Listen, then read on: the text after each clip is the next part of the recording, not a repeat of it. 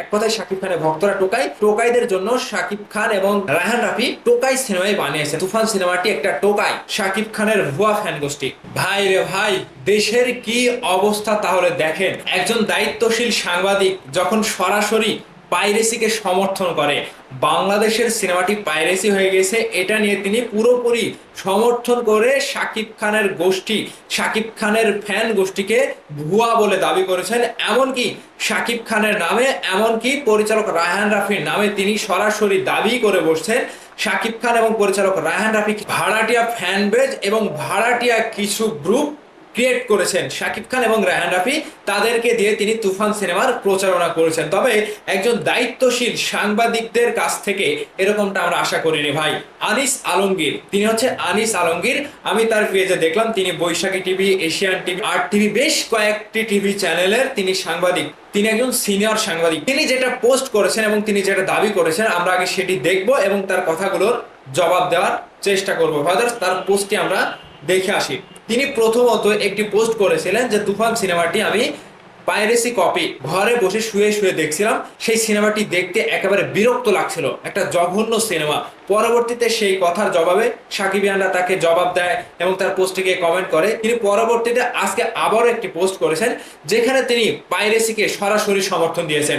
তিনি এই পোস্টে কি লিখেছেন আগে আমরা দেখব এবং তার কথাগুলোর জবাব দেব। দেখেন, প্রথমে তিনি বলেছেন শাকিব খানের ভুয়া ফ্যান গোষ্ঠী। শাকিব খানের ভুয়া ফ্যান গোষ্ঠী মানে ভাই আপনি কি বোঝাইলেন? আপনিও তাহলে কি এর সাথে জড়িত? আপনিও কি শাকিব খানকে সরাসরি মানে বিপক্ষে কথা বলছেন, নাকি শাকিব খানকে দেখে হিংসা হচ্ছে আপনার? তিনি নিচে যেটা বলেছেন, শুনেছিলাম শাকিব খান ও রাফিরা কিছু ভাড়াটিয়া এবং ভুয়া আইডি ব্যবহারকারী নিয়ে একটি গ্রুপ খুলেছেন। আপনি কি এটার প্রমাণ দিতে পারবেন ভাই? শুনেছেন তো, প্রমাণ দিতে পারবেন যে শাকিব খান এবং রায়হান রাফি ভুয়া আইডি ব্যবহারকারীদেরকে দিয়ে একটি গ্রুপ খুলেছেন? আপনি প্রমাণ দিতে পারবেন কি ভাই? এখানে তিনি আরো বলেছেন এই গ্রুপের কাজ হলো তাদের সিনেমার প্রচার করা এবং যারা তাদের সিনেমার সমালোচনা করে তাদের উপর গালি দেওয়া। আচ্ছা, শাকিব খানের সিনেমা যারা দেখে তারা ভক্ত, বাংলাদেশেরই ভক্ত, আমাদের বাংলাদেশেরই দর্শক। মানে কেউ যদি শাকিব খানের সিনেমার সমালোচনা করে তাহলে তাদের গালি দেওয়াই কি মুখ্য উদ্দেশ্য তাদের? না, এটা আপনার ভুল ধারণা। আপনি একজন সাংবাদিক হয়ে এই সকল বিষয় নিয়ে কথা বলা আমি কতটুকু যুক্তিসঙ্গত আমি মানে বিষয়টা বুঝতে পারছি না। আপনি যদি বাংলাদেশের সিনেমার পরিপ্রেক্ষিতে একজন সাংবাদিক হয়ে থাকেন তাহলে সেগুলো দেখে আপনার কথাগুলো বলা উচিত ছিল। শাকিব খান ভাই সরাসরি কখনোই কাউকে ভাড়া দিয়ে, ভাড়া করে সিনেমার প্রচারণা করে না, কিংবা যারা এই যে সমালোচনা করে তাদেরকে গালি দেয় না। এক কথায় যারা এই যে শাকিব খানের সমালোচনা সহ্য করতে পারে না, যারা ভালো ফ্যান, শাকিব খানকে মন থেকে ভালোবাসে, তারাই এর প্রতিবাদ হিসেবে প্রতিবাদ করে। তিনি নিচে আরো বলেছেন, আমি তুফান সিনেমাটিকে পাইরেটেড কপি দেখে থার্ড ক্লাস বলে মন্তব্য করার পর থেকেই এই গ্রুপের সদস্যরা আমার ওয়ালে হামলা চালাচ্ছে। বুঝতে পেরেছেন? সেই লোকটি যিনি সাংবাদিক, তিনি তুফান সিনেমাটি সিনেমা হলে গিয়ে কিংবা সিনেপ্লেক্সে গিয়ে দেখেনি, তিনি পাইরেটেড কপি দেখেছে। যে ইন্ডিয়া থেকে যে পাইরেটেড হয়েছে সিনেমাটি, সেই তুফান সিনেমাটি পাইরেটেড কপি তিনি ঘরে শুয়ে শুয়ে দেখেছে। তাহলে বুঝতে পারছেন এই সাংবাদিকের রুচিটা কত বড়। এবং তিনি পাইরেটেড কপি দেখে তুফান সিনেমাটিকে থার্ড ক্লাস একটি সিনেমা বলে সম্বোধন করেছেন। তারা বাংলা চলচ্চিত্র এর মতো পেজগুলো থেকে আমার বিরুদ্ধে প্রমাণ তৈরি করার চেষ্টা করছে। ওইসব সিনেমা পেজগুলো তাদের ভাড়াটিয়ারাই চালাচ্ছে।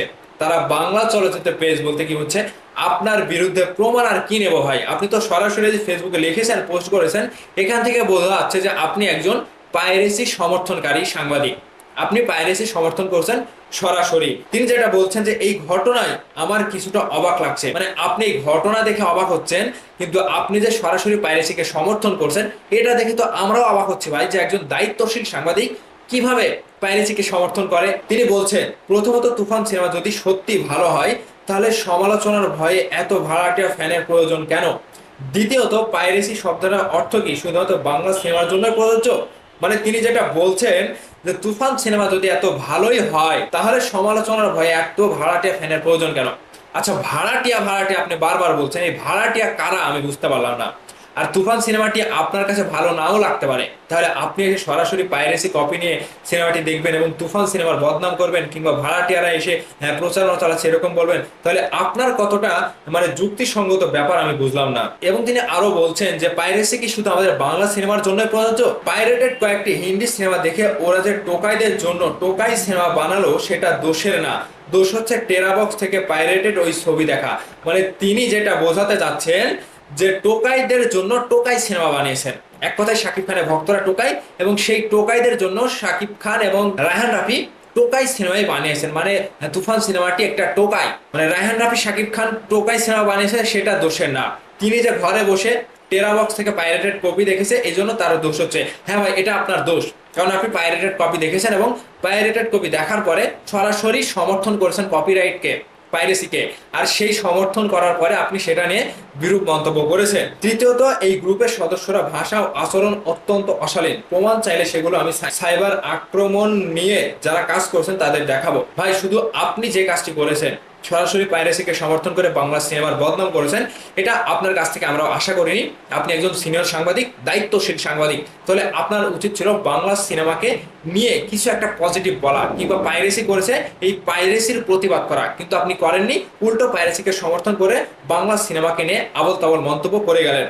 আমি তাদেরকে অনুরোধ করব আমার ওয়ালে হামলা বন্ধ করতে এবং মতামতের ভিন্নতা মেনে নিতে। তাতেই সন্তুষ্ট না হলে আবার আবালদের বলবো ওই পোস্টটিকে কমেন্ট করতে করতে যার প্রয়োজন হলে একটা একটা ধরে ব্লক মারবো। তো আমি এই সাংবাদিক আনিস আলমগীর ভাইকে বলতে চাই যে ভাই, আপনি সরাসরি পাইরেসিকে সমর্থন করলেন, ঠিক আছে, আপনার কাছে একটি সিনেমা ভালো লাগতে নাও পারে, তাই বলে কি আপনি সিনেমার একটা বদনাম করবেন, কিংবা সিনেমাটি নিয়ে সরাসরি পাইরেটেড কপি দেখার পরে আপনার মন্তব্য আপনি ছেড়ে দিলেন? তাহলে আপনি কিসের সাংবাদিক হলেন বলেন তো আমাকে? আপনার মতো অনেক সাংবাদিক রয়েছে, যারা বিনোদন সাংবাদিকও রয়েছে, তারা কিন্তু তুফান সিনেমাটিকে নিয়ে পজিটিভ রিভিউ দিচ্ছে এবং পজিটিভ নিউজগুলাই করেছে। কিন্তু আপনি হুট করে এসে পাইরেটেড কপি ঘরে বসে শুয়ে শুয়ে দেখলেন এবং সেই সিনেমাটির বদনাম করলেন, এবং শাকিব খানের উপরে সরাসরি বলে দিলেন যে শাকিব খান এবং রায়হান রাফি ভাড়াটিয়া কিছু ভুয়া আইডি দিয়ে গ্রুপ খুলে তুফান সিনেমার প্রচারণা চালাচ্ছে। তো এই যখন আপনাদের মতো একজন সাংবাদিকদের আচরণ, কিংবা আপনাদের মতো একজন দায়িত্বশীল সাংবাদিকদের মন্তব্য হতে পারে, তাহলে দেশ কোথায় কাদেরকে নিয়ে এগিয়ে যাবে, দেশের সিনেমা কাদেরকে নিয়ে এগিয়ে যাবে, এবং সাংবাদিকদের কাছে থেকে এরকম রিভিউ পাওয়া গেলে দেশের সাংবাদিকদের অবস্থা কতটুকু অবনতি হয়েছে। আপনাদের মতো কিছু সাংবাদিকদের কথা বলছি, সকল সাংবাদিকদের নয়। তাহলেই বোঝা যাচ্ছে যে আপনাদের, মানে আপনার মতো কিছু লোকদের অবনতি কতটুকু হয়েছে আপনাদের এই ফেসবুক পোস্ট দেখেই বোঝা যাচ্ছে। তো ভাবতে এরকম কিছু কিছু সাংবাদিকদের উদ্দেশ্যে আপনাদের কি বলার রয়েছে? অবশ্যই আপনাদের মন্তব্য ভিডিওর নিচে কমেন্ট করে জানাবেন। ভালো থাকবেন, ধন্যবাদ সম্পূর্ণ ভিডিওটি দেখার জন্য।